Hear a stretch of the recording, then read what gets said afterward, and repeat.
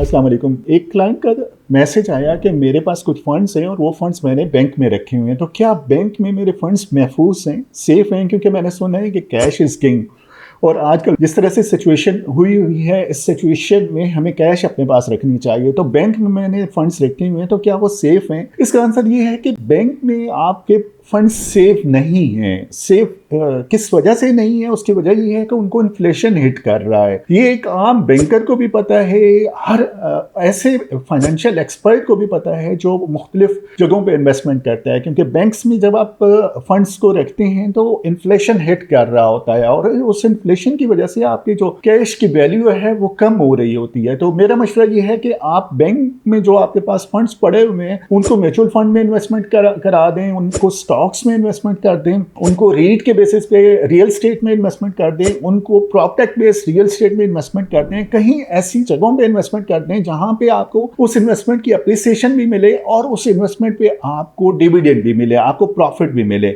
और वो ऐसे इन्वेस्टमेंट हो जो लिक्विड भी की जा सकती हो। म्यूचुअल फंड में थोड़ा सा टाइम लग जाता है, एक सर्टेन टाइम बाउंडिंग वो होती है, अदरवाइज आप वहां से डिडक्ट करते हैं तो आपको चार्जेस पे करने पड़ते हैं। लेकिन रीट में आप इंस्टेंटली लिक्विडेट कर सकते हैं। इसी तरह से प्रॉपर्टी बेस में जो इन्वेस्टमेंट होती हैं वो भी शॉर्ट टर्म पे लिक्विड आप कर सकते हैं, उसको कन्वर्ट कर सकते हैं। तो ये एक चंद सेगमेंट है कि आप अपने बैंक में फंड्स रखने के बजाय आप म्यूचुअल फंड में इन्वेस्टमेंट कर सकते हैं, आप स्टॉक्स में इन्वेस्टमेंट कर सकते हैं, आप रीट में इन्वेस्टमेंट कर सकते हैं और आप प्रॉपर्टी बेसिस पे रियल स्टेट के प्रोजेक्ट में इन्वेस्टमेंट कर सकते हैं। आपने एक चीज़ नोट की होगी कि पिछले 2 सालों में बैंक्स ने पाकिस्तान में सबसे ज़्यादा प्रॉफिट कमाया है और उसके रीज़न ये है कि लोगों को ये एक गलतफहमी थी कि बैंक में हमारे फंड्स महफूज होंगे। वो जो डिपॉजिटर थे उन्हें तो नुकसान हुआ क्योंकि इन्फ्लेशन ने उनके फंड्स को हिट कर दिया, लेकिन बैंक को प्रॉफिट हुआ। इसी वजह से पाकिस्तान की स्टॉक एक्सचेंज में प्राइवेट सब बैंक्स ने बहुत अच्छा प्रॉफिट कमाया और ये रीज़न है कि हम एज फाइनेंशियल एडवाइज़र आपको सजेस्ट करते हैं कि जो भी फंड्स आपके पास आते हैं बैंक में सिर्फ वो फंड्स रखें जो आपको अर्जेंट चाहिए होते हैं।